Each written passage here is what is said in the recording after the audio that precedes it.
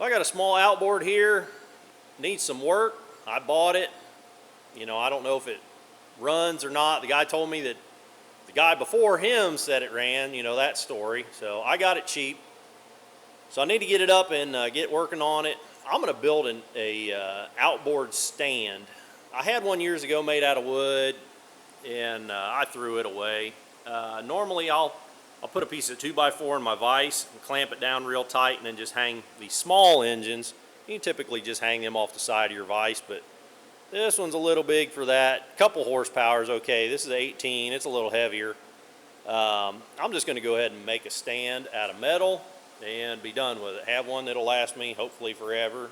Have one that's heavy enough where if I need to take that 90 off of that boat, I'll be able to hang it on there. So we're gonna go ahead and start chopping and figuring. I don't have any plans or anything. I've got a basic idea of what I want to do.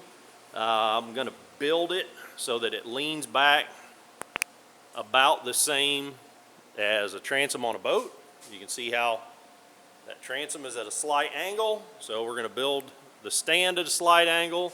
That one there, it's about the same angle. I'll take some measurements off of here as to, you know, how much plate we're going to need for the engine to mount on. Of course, this is a bigger engine.